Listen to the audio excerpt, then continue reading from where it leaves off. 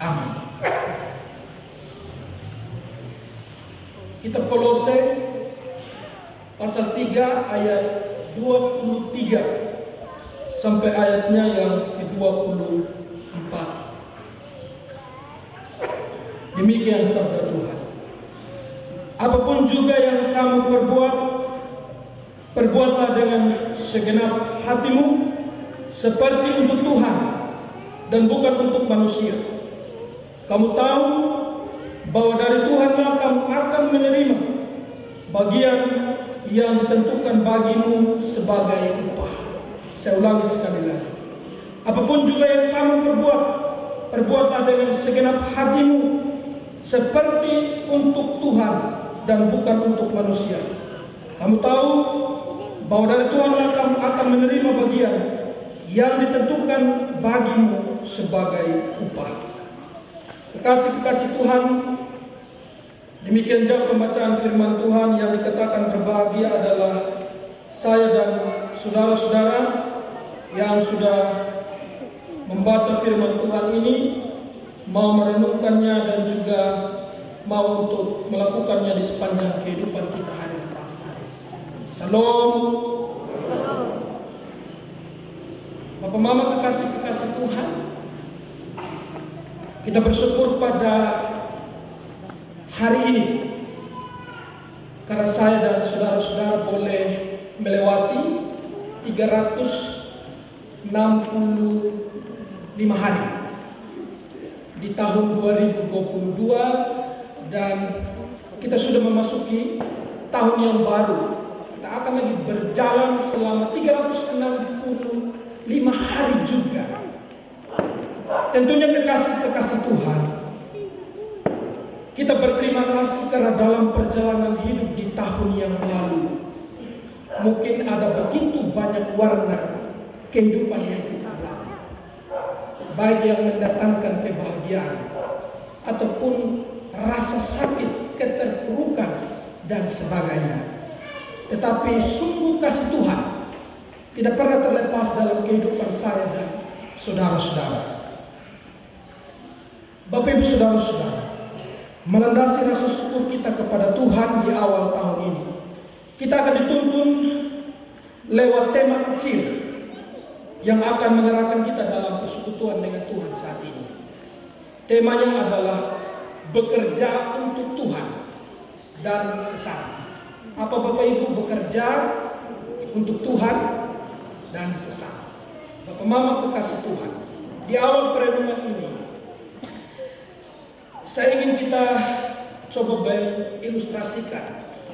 Misalnya ada sebuah iklan lowongan pekerjaan yang ditempel, entah mungkin ditempel di temboknya GKS Tambolaka ini. Terus bunyi iklannya seperti begini: dibutuhkan segera karyawan dengan ketentuan sebagai pekerja kasar, tidak ada bayaran kecuali untuk makan dan kamar, tidak ada hari libur, tidak ada liburan, siap sedia bekerja selama 24 jam, dan setelah diterima untuk bekerja, majikan memiliki hak untuk menghukum jika menemukan sebuah kesalahan. Bapak Mama saudara-saudara, kalau iklan pekerjaan seperti ini, lowongan pekerjaan, tentunya pasti kita semua tidak ada yang ingin bekerja seperti tuntutan pekerjaan seperti ini. Sudah bekerja selama 24 jam, tidak ada liburan dan lain sebagainya. Bapak Mama kekasih-kekasih Tuhan, dari pengantar ini sebenarnya mau membuka cakrawala berpikir kita. Bagaimana kita memahami kehidupan para hamba di jemaat Kolose saat ini. Bagaimana situasi pekerjaan yang harus dikerjakan oleh seorang budak atau seorang hamba. Seperti demikianlah kondisi para pekerja budak hamba dalam kehidupan jemaat Kolose saat itu. Para budak bekerja selama 24 jam dalam sehari tanpa upah, apalagi kenaikan pangkat dan lain sebagainya. Kalau melakukan kesalahan pasti akan dihukum. Kekasih-kekasih Tuhan, jikalau demikian kehidupan para hamba, para budak saat itu, ada nasihat dari Rasul Paulus. Tentunya kalau kita melihat pemahaman kekasih Tuhan, ya, sebelum ayat bagian firman Tuhan yang bersama-sama kita renungkan, di situ berbicara tentang hubungan antara anggota rumah tangga, istri, suami, anak-anak, hubungan untuk saling menghargai, menghormati, mengasihi sebagai satu rumpun keluarga, jemaat Tuhan, jemaat Kolose. Tetapi kekasih-kekasih Tuhan, hal yang menarik bahwa yang disebut keluarga saat itu di jemaat Kolose tidak saja yang terdiri dari bapak, anak, ibu, tetapi hamba juga merupakan bagian dari keluarga. Keluarga di dalam Tuhan. Kekasih-kekasih Tuhan, data menunjukkan bahwa ketika kekaisaran Romawi saat itu berkuasa, tentunya dalam kehidupan masyarakat jemaat Tuhan di jemaat Kolose, sebagian adalah hamba yang menghambakan diri pada kekaisaran Romawi. Mereka dituntut untuk bekerja memenuhi segala kebutuhan keinginan kekaisaran Romawi saat itu. Dan ayat 23 yang menjadi perenungan kita dikatakan begini: apapun juga yang kamu perbuat, ini hamba, perbuatlah dengan segenap hatimu seperti untuk Tuhan dan bukan untuk manusia. Kekasih-kekasih Tuhan, di sini mau ditekankan bahwa para budak harus bekerja untuk sang Tuhan, tetapi juga untuk Tuhan. Pekerjaan yang dilakukan mestinya harus dilakukan secara yang terbaik. Entah Tuhan melihat itu, Tuhannya melihat itu ataupun tidak dilihat, para hamba harus bekerja secara total. Kekasih-kekasih Tuhan, dalam kehidupan berjemaat Kolose juga saat itu, ya, tentunya juga dalam Alkitab kita berbicara tentang kehidupan umat Tuhan. Strata sosial itu pun ada hamba, ada tuan, dan lain sebagainya. Kekasih-kekasih Tuhan, dalam kehidupan kita juga sebagai orang Sumba secara khusus, kalau di Sumba Barat Daya ini, strata sosial itu seperti raja, tuan dan hamba itu tidak terlalu terlihat. Tapi kalau wilayah Sumba Timur, wilayah selatan, Tinggowi sana terlihat kehidupan strata sosial itu. Tuan orang merdeka yang dikatakan kaum raja, dan juga ada para budak, para hamba. Kekasih-kekasih Tuhan, walaupun para hamba ini mereka harus bekerja bersusah payah memenuhi kebutuhan tuannya, tetapi ayat 24 ini menjadi kekuatan bagi para hamba saat itu. Dikatakan, kamu tahu bahwa dari Tuhanlah kamu akan menerima bagian yang ditentukan bagimu sebagai upah. Ini kabar gembira bagi hamba saat itu, bagi para budak yang disampaikan oleh Rasul Paulus. Kekasih Tuhan, pesan kebenaran firman Tuhan yang dapat kita ambil, ya, dari kehidupan para hamba ini, secara khusus ketika saya dan saudara-saudara kita sudah memasuki tahun yang baru, tahun yang penuh dengan misteri. Kita tidak tahu 365 hari ini dia akan seperti apa ke depan. Saya dan saudara-saudara tidak bisa meramalkan peristiwa apa yang akan terjadi. Apakah kita akan menikmati berkat Tuhan yang cukup dari Tuhan, ataukah kita mengalami berbagai hal-hal yang mungkin tidak mengenakan kita alami. Tetapi dari kebenaran firman Tuhan ini sekiranya boleh menguatkan kita. Ada beberapa pokok pesan yang saya sudah catat di sini dan menjadi pesan yang dapat kita bawa pulang. Yang pertama, yaitu mari bekerja dengan hati di tahun yang baru ini. Pekerjaan dengan hati berarti teratur, rapi, terpola, tersusun, terencana, karena melibatkan hati. Ada keberagaman sendiri yang diperoleh dari bekerja dengan hati. Tetapi jika kita memulai tahun ini bekerja, beraktivitas dengan penuh kemalasan, ataupun masih memiliki sikap suka menunda-nunda pekerjaan, maka kita tidak ada pada keadaan menikmati pekerjaan itu dengan hati. Bekerja dengan hati juga berarti bekerja dengan hati-hati untuk segala sesuatu dapat berjalan dengan baik. Pertanyaannya bagi saya dan saudara-saudara sekalian, apakah di tahun yang baru ini kita sebagai majelis jemaat, kita mau memulai pelayanan kita, pekerjaan kita dengan sepenuh hati? Apakah Bapak Ibu jemaat juga ketika memasuki tahun yang baru ini memulai aktivitas kita mau bekerja dengan sepenuh hati? Ini menjadi pertanyaan dan refleksi bagi kita masing-masing. Karena dikatakan ayat 23 tadi pada bagian B, dengan segenap hatimu seperti untuk Tuhan dan bukan untuk manusia. Saya mau katakan begini, Bapak Mama, saudara-saudara, ketika proses pembangunan rumah Tuhan kita harus menyinggung ini. Saya percaya bahwa tahun 2022 yang kita sudah lewati bersama-sama, kita boleh tertatih-tatih.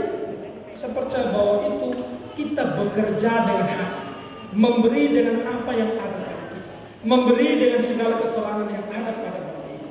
Dan buktinya seperti ini. Saya kira bekerja dengan hati itu perlu menghamba. Dalam hal ini maksudnya kita tidak ada tuan, ya. Dalam bergereja kita tidak ada yang paling besar. Bapak Ibu majelis ini tidak lebih besar dari Bapak Ibu jemaat. Kita semua setara. Kita sama di hadapan Tuhan. Kita semua adalah hamba yang menghambakan diri kepada Tuhan, bukan kepada Tuhan manusia. Boleh dalam kehidupan bermasyarakat orang Sumba ada strata sosial, tetapi dalam kehidupan bergereja strata sosial sekiranya itu tidak ada. Kita semua hanyalah hamba yang menghambakan diri kepada Tuhan. Jadi penting bagi saya dan saudara-saudara untuk tidak ada dalam kemegahan diri, ataupun kita mengatakan bahwa saya yang sudah melakukan yang paling banyak untuk jemaat Tambolaka sampai seperti ini. Bapak Mama, saudara-saudara, kita harus ada dalam perenungan. Tidak boleh seperti demikian. Bukan saya yang melakukan ini yang paling banyak, tidak seperti demikian. Mari kita bekerja dengan hati, ya, di tahun yang baru. Itu yang pertama. Dan yang kedua, bekerja seperti untuk Tuhan. Kekasih-kekasih Tuhan bekerja untuk Tuhan. Apakah Tuhan berkenan atas pekerjaan kita?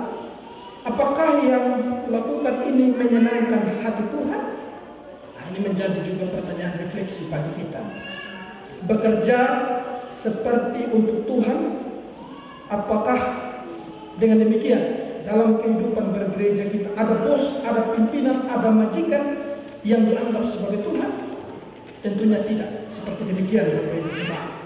Bekerja seperti untuk Tuhan berarti setiap orang Kristen kita dipanggil untuk bekerja dengan penuh tanggung jawab, sebab pemilik semua pekerjaan di dunia ini adalah Tuhan, bukan tuan manusia. Begitu kekasih Tuhan, apapun jenis pekerjaan, pelayanan yang bersama-sama kita akan tepati di tahun 2022 ini, mari kita bekerja dengan sepenuh hati untuk Tuhan. Kita tidak bisa membatasi bersama saudara-saudara. Pekerjaan itu bekerja untuk Tuhan hanya seperti kami saja ini, orang-orang yang berjabatan gereja, ya, majelis jemaat, pendeta, guru injil, penatua, diaken. Ya. Kita tidak bisa membatasi pekerjaan untuk Tuhan itu hanya dibatasi dalam paradigma seperti demikian. Tidak, dimanapun kita ditempatkan bekerja. Nasihat Paulus ini mengatakan kita bekerja untuk Tuhan. Itu menjadi pesan kedua bagi kita.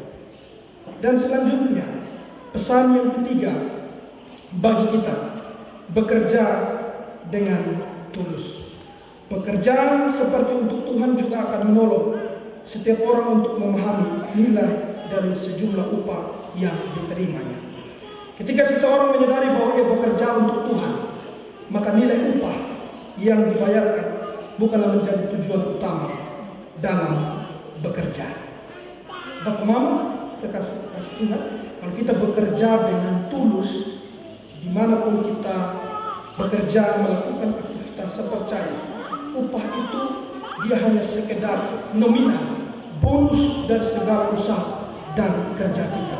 Kita harus melihat upah itu sekecil apapun itu. Itu merupakan berkat Tuhan. Kenapa saya katakan demikian, Bapak Mama? Karena sudah ada berita yang mengatakan bahwa tahun 2023 kita akan menghadapi resesi. Ya, dikatakan resesi ekonomi. Kita diperhadapkan kepada ketimpangan ekonomi yang mungkin saja berimbas pada pendapatan dan lain sebagainya.